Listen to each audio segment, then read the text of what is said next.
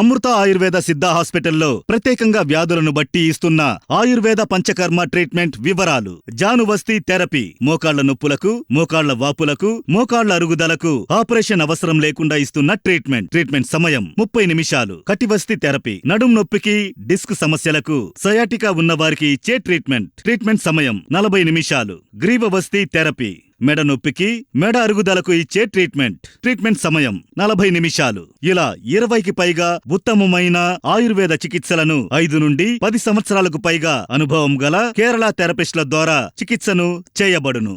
అమృత ఆయుర్వేద సిద్ధ హాస్పిటల్ అనుభవజ్ఞులైన వైద్యులతో ఎన్నో దీర్ఘకాలిక వ్యాధులను పరిష్కరిస్తూ, ముఖ్యంగా ఆర్థరైటిస్, సోరియాసిస్, నరాలకు సంబంధించిన వ్యాధులు, పక్షవాతం, పార్కిన్సన్స్ వంటి రోగాలకు మంచి ఫలితాలను అందిస్తూ ముందుకు కొనసాగుతోంది మీ అమృత ఆయుర్వేద సిద్ధ హాస్పిటల్. మా హాస్పిటల్స్ బ్రాంచులు హైదరాబాద్, విశాఖపట్నం, నెల్లూరు. రామ్ చరణ్ గారి పెద్ద సినిమా ఎలా ఉంది? బొమ్మ బ్లాక్ బాస్టరా లేక ఇది కూడా డిజాస్టరేనా? ఈ ప్రశ్నకు సోషల్ మీడియాలో ఎన్నో రకాల సమాధానాలు కనిపిస్తున్నాయి. బాగుందని కొందరంటుంటే అస్సలు బాగోలేదని ఇంకొందరు పోస్టులు పెడుతున్నారు.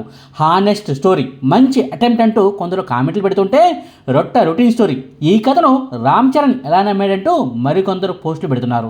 సోషల్ మీడియాలో సినీ రివ్యూలను ఇచ్చే పేజీల నుంచి కూడా పెద్ద సినిమాకు కొన్ని మిక్స్డ్ రివ్యూలు, మరికొన్ని సూపర్ హిట్ రివ్యూలు కనిపిస్తున్నాయి. మరి ఈ రివ్యూల్లో, ఈ పోస్టుల్లో, ఈ కామెంట్లలో ఏది నిజం? పెద్ద సినిమా నిజంగానే బాగుందా, లేక యావరేజ్గా ఉందా, లేక ఇది కూడా ఆచార్య, గేమ్ చేంజర్ సినిమా లాగానే రామ్ చరణ్ ఫ్లాప్ సినిమాల లిస్టులోకి చేరిపోయిందా అన్న వివరాలను ఈ రివ్యూలో చెప్పుకుందాం. పెద్ద సినిమా కథ గురించి కొత్తగా చెప్పడానికి ఏమీ లేదు. కథ ఏంటన్నది ట్రైలర్లోనే చెప్పేశారు. కొండ కింద ఓ ఊరు, ఆ ఊరికి అన్నీ సమస్యలే. ఆసుపత్రి ఉండదు, రోడ్లు ఉండవు, బడులు ఉండవు, పక్కా ఇళ్ళు కూడా ఉండవు, చివరకు ఆ ఊరికి ఓ పేరు కూడా ఉండదు. కొండ కింద ఊరు అని అంతా పిలుస్తూ ఉంటారు. కనీసం ఓటు హక్కు కూడా లేని ఆ ఊరి జనాల సమస్యలను తీర్చేందుకు మన హీరో ఏం చేశాడు? తన ఊరికి మన హీరో ఎలా గుర్తింపును తెచ్చాడు? తన ఊరి తలరాతను పెద్ది ఎలా మార్చేశాడు అన్నదే ఈ సినిమా కథ. ఫస్ట్ హాఫ్ అంతా సినిమా కథ అంతా సాఫీగా సాగిపోతూ ఉంటుంది. సినిమా మొదలైన 15 నిమిషాల తర్వాతే హీరో ఎంట్రీ ఉంటుంది. ఫస్ట్ హాఫ్ అంతా కూడా క్రికెట్ కేంద్రంగానే కథ నడుస్తుంది. ఫస్ట్ హాఫ్లో పెద్దగా మెరుపులు ఏమీ ఉండవు, ట్విస్టులు అసలే ఉండవు. సాఫీగా చాలా కూల్గా కథ నడుస్తుంది. ఇంటర్వెల్ రావడానికి ఓ పావు గంట ముందు నుంచే కథ కీలక మలుపు తిరుగుతుంది. ఇంటర్వెల్కు ముందు ఓ క్రికెట్ మ్యాచ్ ఉంటుంది. ఆ మ్యాచ్ సీక్వెన్స్ మాత్రం ప్రేక్షకుడిని కుర్చీ అంచున కూర్చోబెడుతుంది. ఆ మ్యాచ్ తర్వాత శివరాజ్ కుమార్ గారితో వచ్చే ఓ సీన్తో తర్వాత ఏం జరగబోతుందన్నది ప్రేక్షకుడు ముందే ఊహించేస్తాడు. ఆ ఊహలకు తగ్గట్టుగానే ఓ మంచి సీన్తో ఇంటర్వెల్ కార్డు పడిపోతుంది. ఫస్ట్ హాఫ్ విషయంలో మెజార్టీ మంది ప్రేక్షకుల నుంచి వచ్చే స్పందన ఒక్కటే, పర్లేదు, బాగానే ఉంది, రొటీన్ కథ అయినా ఎంగేజింగ్గా ఉంది. హీరోయిన్కు సంబంధించిన సీన్లు, ఆమె ట్రాక్ను పక్కన పెడితే మిగిలిన కథ అంతా ఓకే. ఇంటర్వెల్కు ముందు వచ్చే క్రికెట్ మ్యాచ్ మాత్రం సూపర్, అదిరిపోతుందంటూ ఫస్ట్ హాఫ్ తర్వాత సగటు సినీ ఆడియన్స్ నుంచి కామెంట్లు వస్తాయి. ఇక సెకండ్ హాఫ్ మొదలైన తర్వాత సినిమాలో ఆట మారిపోతుంది. క్రికెట్ నుంచి కుస్తీ పోటీలకు హీరో మారిపోతాడు. ఓ క్రికెటర్ కుస్తీ ఆటగాడిగా మారేందుకు ఎంత కష్టపడ్డాడు, ఎలా కష్టపడ్డాడు, చివరకు ఏమేం సాధించాడు అన్న కథాకథనాలతో సెకండ్ హాఫ్ అంతా సాగిపోతూ ఉంటుంది. కథ అంతా చాలా ప్రిడిక్టబుల్గా సాగుతూ ఉంటుంది. సెకండ్ హాఫ్లో స్టార్టింగ్ సీన్ నుంచి చివరకు క్లైమాక్స్ సీన్ వరకు ప్రేక్షకుడు ముందే ఊహించేలా కథనాలు సాగిపోతూ ఉంటాయి. మధ్య మధ్యలో కుస్తీ పోటీలు, హీరోయిన్తో ఓ పాట, శృతి హాసన్తో ఓ ఐటెం సాంగ్, ఢిల్లీలో హీరో పడే కష్టాలకు సంబంధించిన మరో పాట వస్తాయి. సినీ ప్రియులంతా ముందే ఊహించినట్టుగా ఈ సినిమాలో కూడా ఓ కటింగ్ సీన్ ఉంది. ఉప్పెన సినిమాలో హీరో సెంటర్ పార్ట్ను కట్ చేయించి ఆడియన్స్కు భారీ షాక్ ఇచ్చిన దర్శకుడు బుచ్చిబాబు ఈ సినిమాలో హీరో కాలును కట్ చేసేసి సెంటిమెంట్ను పండిద్దామనుకున్నాడు. కానీ కథ ఏంటి, క్లైమాక్స్ ఎలా ఉండబోతుందన్నది ముందే ప్రేక్షకులు ఊహించగలిగేలా ఉంది. కాబట్టే హీరో కాలు కట్ అయిపోయిన సెంటిమెంట్ పరంగా మాత్రం ఆడియన్స్ కంట కన్నీళ్లు మాత్రం రాలేదు. ఎమోషనల్ కనెక్టివిటీ కూడా ప్రేక్షకులకు లేకుండా పోయింది. జగపతి బాబు సీన్లు, ఊరి వాళ్ళ కష్టాలు కన్నీళ్లు మనకు కనిపిస్తున్నా ఎందుకో ఏమో కానీ వాళ్ళ కష్టాలు ఆడియన్స్ గుండెను మెలిపెట్టలేకపోయాయి, కన్నీళ్లను రప్పించలేకపోయాయి. ఆ సంగతి వదిలేస్తే నా వరకైతే ఫస్ట్ హాఫ్తో పోల్చితే సెకండ్ హాఫ్ కాస్త డౌన్ అయినట్టే అనిపించింది. ఫస్ట్ హాఫ్లో ఉన్నన్ని కమర్షియల్ ఎలిమెంట్లు సెకండ్ హాఫ్లో ఉండవు. ఫస్ట్ హాఫ్లో హీరోకు విలన్లకు మధ్య 1-2 ఫైట్ సీక్వెన్స్లు ఉంటాయి. రైల్వే ట్రాక్ విషయంలో ఓ ఎమోషనల్ సీన్ ఉంటుంది. జగపతి బాబు చనిపోయిన తర్వాత అతడి 7 చుట్టూ కాస్త సెంటిమెంట్ సీన్లు నడుస్తూ ఉంటాయి. హీరోయిన్ గ్లామర్ డోస్ కూడా ఓ సెక్షన్ ఆడియన్స్ను మెప్పిస్తుంది. చికిరి చికిరి పాట కూడా ఫస్ట్ హాఫ్లోనే వస్తుంది. ఫస్ట్ హాఫ్తో పోల్చితే మాత్రం సెకండ్ హాఫ్ తేలిపోయినట్టే అనిపించింది. అలానే సెకండ్ హాఫ్ పూర్తిగా అస్సలు బాగోలేదని మాత్రం అనలేదు. ప్రిడిక్టబుల్ స్టోరీ అయినప్పటికీ పర్లేదు, బాగానే ఉంది, చూడబుల్గానే ఉంది. పెద్ద సినిమా కథను సగటు సినీ ఆడియన్స్ ముందే ఊహించగలగటం అన్నది ఈ సినిమాకు సంబంధించిన మేజర్ మైనస్ పాయింట్. ఇక రెండో మైనస్ పాయింట్ సెంటిమెంట్ సీన్లు పెద్దగా లేకపోవడం. రంగస్థలం సినిమాలో ఉన్నంత డెప్త్ ఈ సినిమాలో కనిపించదు. రంగస్థలం సినిమాలో హీరో అన్నయ్య చనిపోయినప్పుడు థియేటర్లో కూర్చున్న ప్రతి ప్రేక్షకుడు కన్నీటి పర్యంతం అవుతాడు. కళ్ళమటి కన్నీటి ధార వస్తూనే ఉంటుంది. ట్విస్టులు కూడా బాగుంటాయి. క్లైమాక్స్ ట్విస్టుకు అయితే అంతా వాక్ అయిపోతారు. ఆ రేంజ్ ట్విస్టులు, ఎమోషనల్ కంటెంట్, సెంటిమెంట్ సీన్లు ఈ పెద్ద సినిమాలో లేవు. ఇక మూడో మైనస్ పాయింట్ హీరో హీరోయిన్ల మధ్య లవ్ ట్రాక్. ఎమ్మెల్యే అభ్యర్థి కూతురిగా ఈ సినిమాలో హీరోయిన్ కనిపిస్తుంది. కానీ ఆమె చేష్టలు మాత్రం ఎమ్మెల్యే అభ్యర్థి స్థాయిలో మాత్రం అస్సలు ఉండవు. అదేంటో ఏమో కానీ కూలి పనులు చేసుకునే వాళ్ళు కూడా నిండుగా బట్టలు కప్పుకుంటూ కనిపిస్తారు. కానీ ఎమ్మెల్యే అభ్యర్థి కూతురు మాత్రం అందాలను ఆరబోస్తూ ఎన్నికల ప్రచారం చేస్తూ ఉంటుంది. హీరో గారిలో వేడి సెగలు రేపుతూ ఉంటుంది. మొతక భాష మాట్లాడుతూ ఉంటుంది. ఒక్క విషయంలో మాత్రం దర్శకుడు బుచ్చిబాబు గారు చాలా మంచి పని చేశారు. హీరోయిన్ క్యారెక్టర్ను ఎంతవరకు వాడుకోవాలో అంతే వాడుకున్నారు. ఎన్ని తక్కువ సీన్లలో ఆమెను చూపించాలో అంతవరకే చూపించాడు. హీరో హీరోయిన్ల మధ్య లవ్ ట్రాక్కు సంబంధించిన సీన్లు సినిమా మొత్తం మీద మహా అయితే ఓ అరగంట పాటు ఉంటుందేమో. మిగిలిన 2.5 గంటల పాటు తాను చెప్పాలనుకున్న కథకే ప్రియారిటీని ఇచ్చిన తీరు మాత్రం ప్రేక్షకులను మెప్పిస్తుంది. కాస్త హీరోయిన్ విసుగును తప్పిస్తూ ఉంటుంది. ఇక నాలుగో మైనస్ పాయింట్ విలన్ను సరిగా వాడుకోలేకపోవటం. ఈ సినిమా కోసం బాలీవుడ్ నుంచి ప్రత్యేకంగా దివ్యేందు శర్మను తెప్పించారు.